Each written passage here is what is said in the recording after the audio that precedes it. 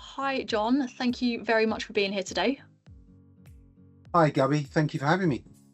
So we're going to be talking about the election, Indeed. which which is all anyone's been talking about over the last 4 or 5 weeks, I feel. So yeah, we're It has been the top of the conversational list, certainly on TV anyway, that's for oh sure. yeah, definitely. And I think it's gonna have a lot of impact on sort of the future of dentistry as well, kind of where things are going to go, what we can anticipate over the next 3 to 4 years. And it will be really interesting to get your take on this today. So yeah, like I said, thank you for coming on. I think Pleasure. the best place to start would be for you. What are some of the key talking points of this election? Well, I mean, from a patient perspective, the NHS is one of the strongest brands on the planet and is therefore deep in the psyche of the UK population. And consequently, all matters NHS commonly feature in manifestos at general election time. This time around, dentistry is way up the batting order, really due to public concerns, and particularly over NHS dentistry access and the affordability of care in straitened times.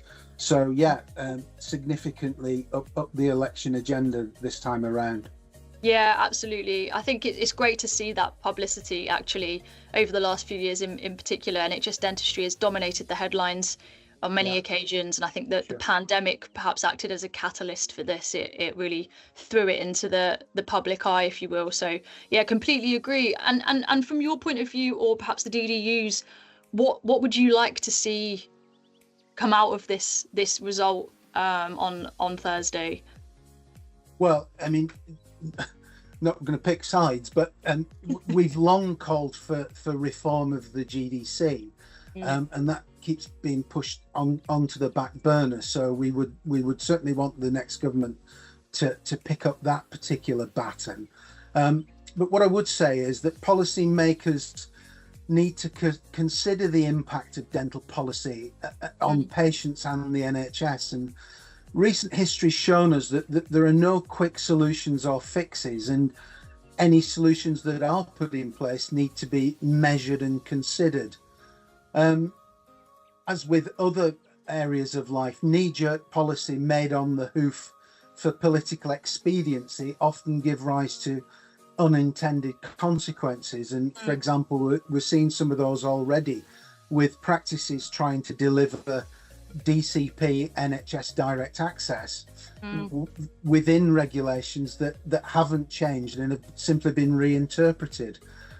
Also, we made submissions on the consultation on provisional registration. So we hope and expect that any changes in that respect will be, again, carefully considered to make sure that there's adequate supervision of any provisionally registered colleagues, and they're not in a position where they're exploited in any way. Mm. For those who haven't read your latest column that you published with us, I think one of the key messages of that was that parties need to underpromise and over-deliver. Whilst those who've read the column will know what you mean by that, for those watching or listening today, would you mind explaining what you mean by that, please? Well, to anyone who's read it, thank you, and to the 99% of people out there who haven't. Most people will be familiar with the quote, and in fact, it comes from business guru Tom Peters way back in 1987, but I think it's still relevant today. And it's all about expectation management. Put simply, a good surprise is much better than a bad one. Could I agree with normally that. talk about this with colleagues in terms of managing patients' expectations, which is Mm. great for building successful practices and for limiting the risk of complaints and claims. In the wider political context, I think politicians are the ones making all the promises, Mm. and ultimately in the long term can be called to account by the electorate and to see whether or not they've stuck to those promises. But importantly, in the shorter and medium term, it's our hard-working colleagues on the front line, in public facing, who Mm. are having to take the flak for any shortcomings in terms of promised delivery, and such as access deliveries, etc. Yeah. So those are the key things. I think patients and patient groups are beginning to recognise that the current difficulties are to some extent outside the control of individual practices. But it's important, however frustrated patients may be, that they should treat those trying to help them with respect, because it is a two-way street. Yeah, absolutely. I think that kind of moves on to my next point. You mentioned there that people actually on the ground working in clinics and seeing patients obviously have to kind of handle that pushback from patients, that frustration from patients, and that can take a real toll on their mental health and their well-being. And you guys carried out a really insightful survey recently that showed that well-being is a top priority for those dental clinicians on the ground. Why is change in this area so crucial, do you think? I think the thing is, Gabby, even in ideal circumstances, dentistry by its very nature can be a stressful activity. Dental professionals are carrying out highly skilled work, in a close environment, often with anxious or nervous patients. Someone who used to teach me once said that a dentist must have the eye of an artist, the mind of an engineer, and the hand of a jeweler.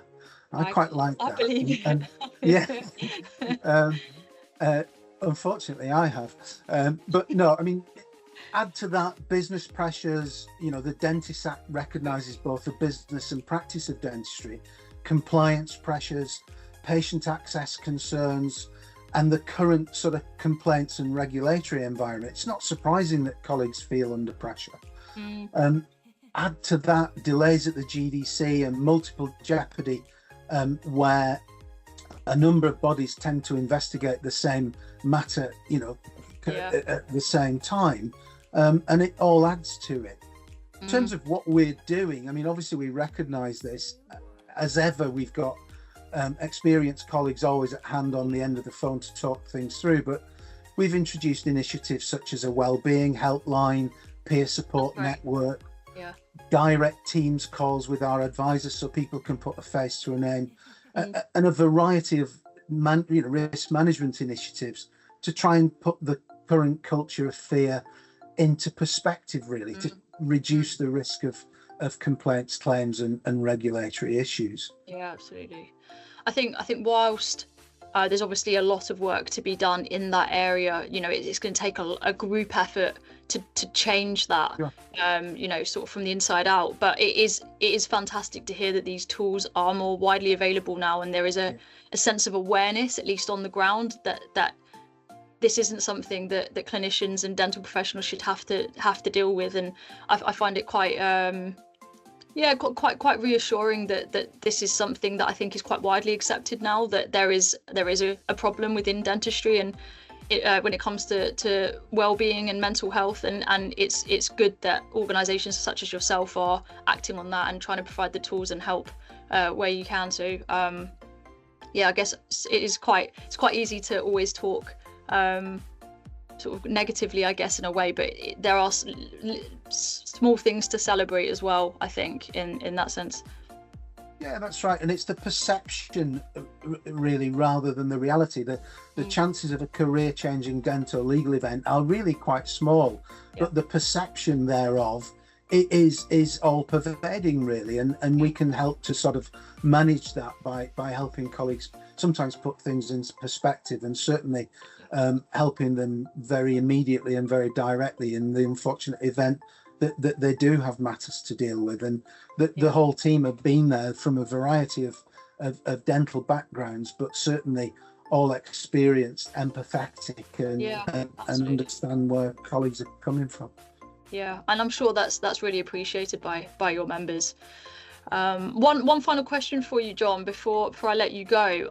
Are there any particular concerns or any standout points regarding dentistry and indemnity that you'd like to finish with in regards to this upcoming election?